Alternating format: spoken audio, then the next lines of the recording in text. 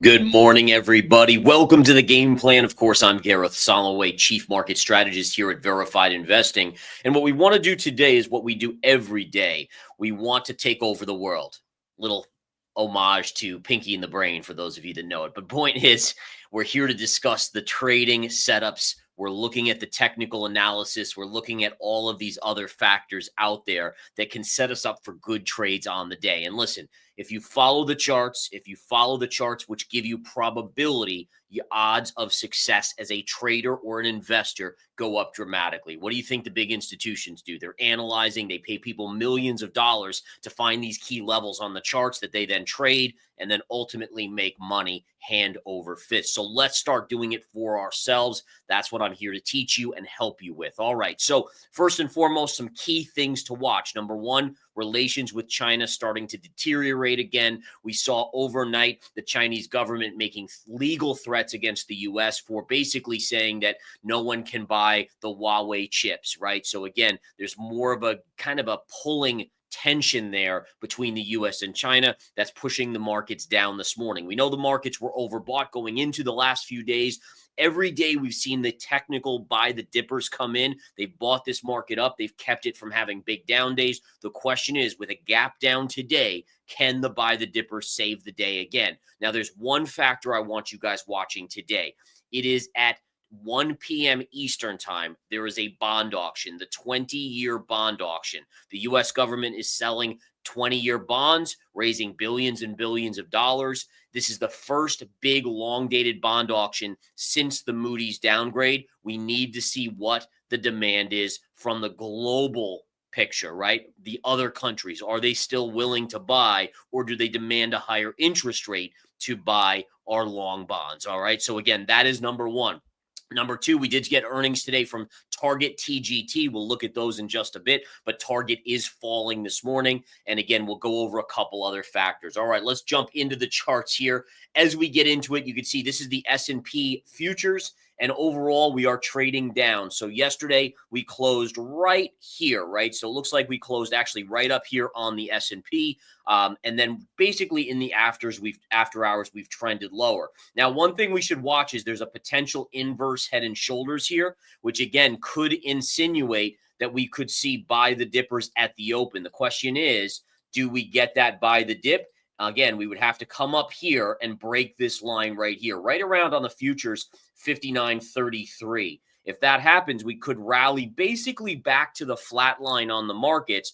But again, the question is, can it hold that all day? And what does that bond auction tell us? But again, listen, if we take out this low down here, that's off the table. But right now, this could be, if we curl up into the open, this could be a little inverse head and shoulders signaling buy the dippers will be back at the open. My big question, as always, folks, is does it last? Are there enough buy the dippers to last the entire day? Or does the market late in the day roll over? We haven't seen that very much here this week. But my fear is that everyone's being automatically programmed to assume the markets will always rally back. And then that's where the kind of the rug gets pulled on the investing public. And we see a move to the downside. We continue on the S&P itself. So this is the S&P daily chart. We continue to be into key resistance here. Take a look at this. And again, you can see, again, we're hovering right in the midst of this on the S&P. We'll be opening again a little bit lower today, but we're still right into that level. And remember, what I said yesterday is very key. Are we going to continue to chop sideways, which could be a bull flag, or do we see a bigger rollover, which then negates any chance of that bullish pattern formation on the charts? Looking at the 10-year yield, 10-year yields are up again today. So again, going into this bond auction, the 20-year bond auction at 1 p.m., we are looking at higher yields back above 4.5%, nearing 4.54%. And again, you guys know my target is up here. So I still think that we go up here before we have any meaningful pullback. And again, that's around 4.74% on the 10-year yield. And remember, yields up, markets down. And that's what we're seeing again today, right? Yield, the 10-year yield is up. The stock market is down right now. Yesterday, the yields were up a little bit. Stock market was down a little bit. The day before, the yields were up a lot. The markets opened lower. As yields fell to the downside, the stock market rallied back and closed flat because the yield closed flat. So we're really seeing this inverse relationship continue to play out in the charts. Now, what we are seeing is This chart looks continuing to look very nice on a shortable level. I continue to hold this with members of Smart Money Stocks on the short right off of this level. So we are looking for further downside in something like JP Morgan here. A lot of charts have made these meteoric runs. You can see even Robinhood, a lot of these kind of favorite ones on Reddit where they're coming into these all-time high levels. Actually, on Robinhood, I don't believe this is an all-time high if you go back to 2021 or when it IPO'd. In fact, you can see over here, yeah, in 2021, the IPO popped all the way to 85. But shorter term, is this a double top? Yes, you would expect some sort of pullback on Robinhood over the next, couple weeks or so off of this double top. It could go a little higher. Double top tick technically is around 67, but you're now getting into that level. This stock, again, has rallied from $30 just from April, now back to over 60. That's a 100% move. It's an incredible move, folks. There's no doubt about it. All right, flipping over to Target, TGT. Target reporting okay sales, but their guidance was weak. And sure enough, the stock, after initially popping on those sales numbers, then the guidance has taken it down here. Now we're approaching this $91 level. If we go to the daily chart, you can see I have a line right here where we're currently trading. There's going to be a little support at a $90 even number break, but then really double bottom down here at around 88 is where I'm going to start to really get interested as a day trade. Now, what about a swing trade? What will we look at as a swing trade level? I'm going to show you right now. For me, on a swing basis, my first level of interest, there's a pivot over here, which matches a gap fill right here. And if we drag that line across, it's just below 84. This would be my first level that I would be interested in a swing trade on.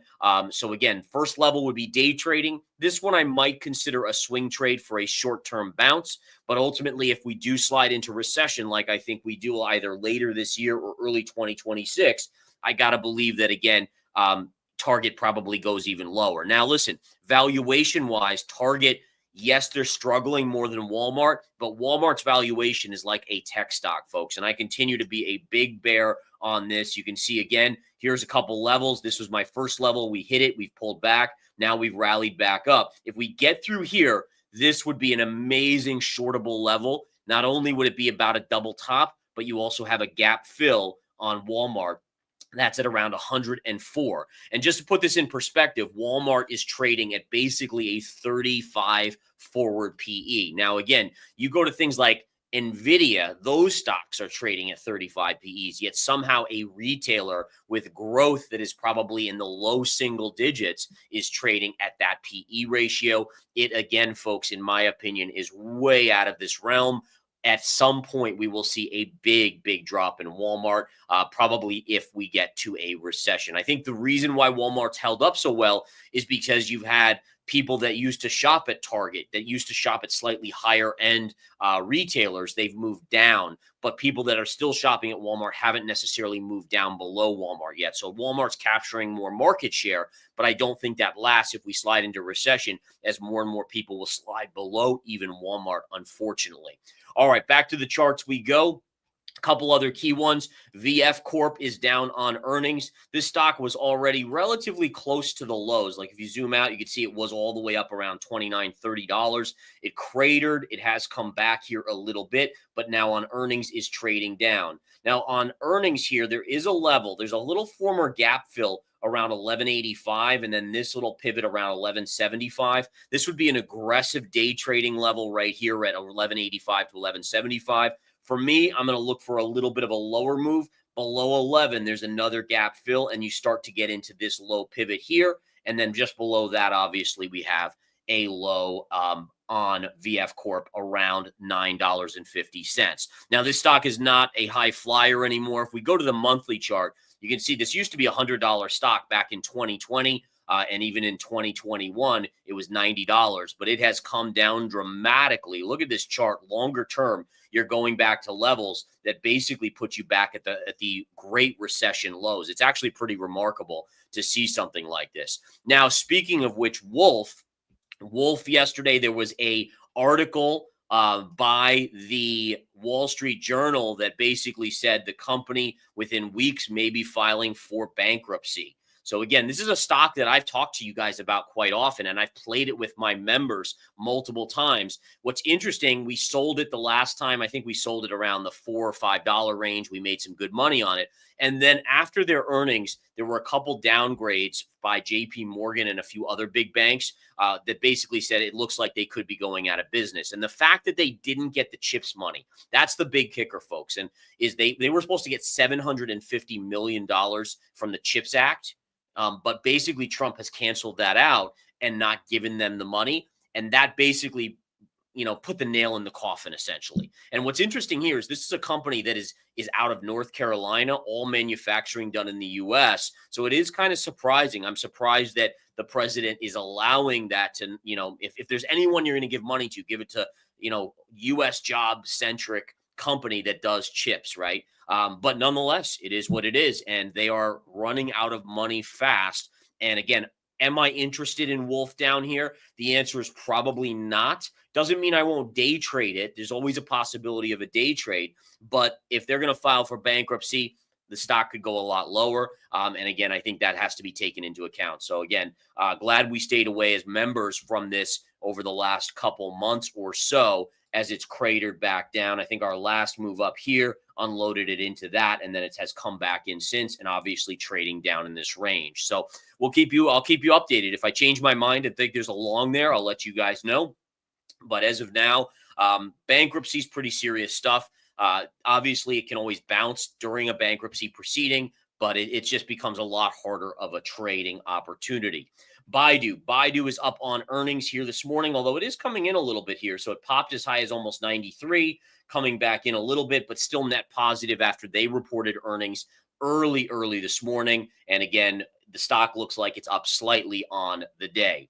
Flipping over to Bitcoin, Bitcoin keeps trying. It keeps trying. Oh my goodness, it keeps trying. So you have the bull flag move above here. So this was a bull flag. You closed above, didn't confirm. This looks like it did confirm yesterday, so that's a good sign. Overnight, we got as high as over 108,000, less than $1,000 basically away from the all-time high here. But then it has stalled out again. My guess is because the stock market is down on the day, right? So we know that the way this has acted lately has been very much like the stock market in terms of risk on, risk off. Now, listen, just the fact that we remain above this kind of bull flag zone here around 105,000, I still favor at least a touch of the all-time highs. But to me, when I see how hard it is for Bitcoin to just push up a little bit from this breakout to this level here, which is your all-time high, that is a warning sign to me. That tells me that while it may still go there, it is now running out of steam. And I know there's been bills in the government that have gone in the favor of crypto or are going in that way, but it doesn't change the price action. Remember, I don't care about news really. I focus on what the charts are telling me because that's the real probability. The news is jaded, right? We know that this or that, it creates hype or FOMO or fear. But ultimately, the charts are our best friend at decisively telling us the direction of where things are going. So Bitcoin, again, stalling a little bit today. Now, if the stock market can recover, maybe Bitcoin does still have that push up to 109 and change. I still favor that because you have to trust the charts. As long as we stay above a daily close of 105, then I favor that upside to 109. I will keep you guys posted on that. Gold today continues to grind higher. It's not up a lot today, but yesterday was a tremendous move. The bond auction today absolutely could be a trigger for either upside or downside on gold, as that will show whether or not other investors are willing to buy the long bonds here from the United States, the 20-year auction. Okay, next up, if we take a look at silver. Now, silver, I told you a few days ago, I went long on silver. I liked the bullish consolidation.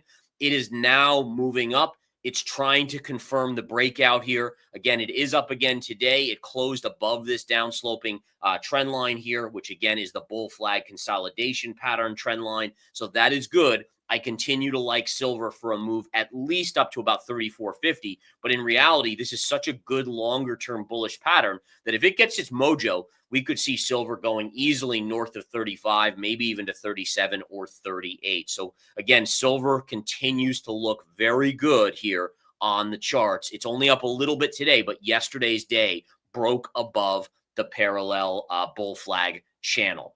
All right, next up, let's take a look. We can take a look at palladium. You guys know I've championed palladium with you guys for quite some time, talking about how discounted it was on a longer term basis to the price of gold.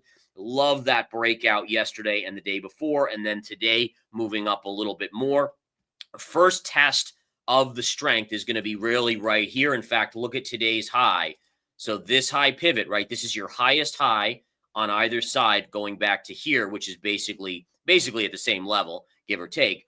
But right here around 1030 on this palladium chart is the level that I'm watching. If we can get through this, we actually have a shot of going up to about $1,250, this former pivot on palladium. And I don't want to skip out on platinum, because platinum, I know a lot of you guys are big fans, but look at this little inverse head and shoulders breakout here. Boom, to the upside. It's actually already reached the target of the inverse head and shoulders. And look at where it's stalling here. You have a little bit of resistance right here, and then really a little bit more upside. I think there's a little more upside here before a big test of resistance to about 1095 on platinum. So nice move there. Speaking of which, what the heck? Let's get into copper here today. Let's see what copper's doing. Copper, again, continues to chop sideways. What type of pattern is this? To me, this looks more like a bearish pattern. So again, I think ultimately copper rolls over, breaks down, and eventually comes into here. And that would not be a good signal for the U.S. economy or the global economy if copper starts heading lower. Next up, let's take a look at oil today. Oil did have a pop in the overnight. Now, again, the big news here, folks, is that basically news broke that Israel might be attacking Iran's nuclear facilities, and that's why you saw that overnight pop on oil. It has been mitigated. And again, remember, folks, is that even things like that, they're not going to have a lasting impact on oil because the U.S. produces way too much oil for it to have a lasting impact. We're not back 30, 40 years where the U.S. wasn't producing as much as we need. We now produce more than we need, and therefore can fill gaps on, like, Iranian oil and stuff like that. Now, again, remember also OPEC Plus increased production recently. So all of these things, a weaker global economy, those are all factors that to me tell me that if we can get to 65 to 66 on the charts on oil, then we start to get into a level where I would actually short it. But overall, again, just a lot of sideways chop here on the price of oil. Natural gas had a monster rally yesterday, up about 8 to 9%. Today, it's basically pausing. Again, after 6 down days, which we would call a time count.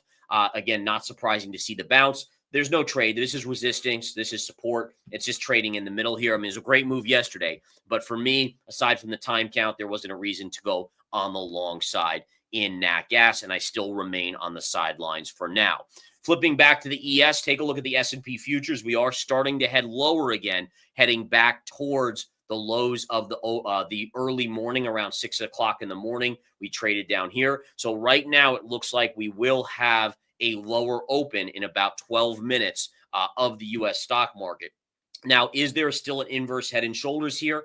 You could still make a case for it, but again, the inverse head and shoulders, any chance of it would be negated if you take this low out. So we have to start to curl up here. And obviously at the open, we'll watch to see, do the buy the dippers help that to create that right shoulder? Just remember, again, even if we have a inverse head and shoulder play out, I still think the markets are in dire straits in terms of how overbought short-term we are. NASDAQ up 30% off of its lows, the S&P up 22%.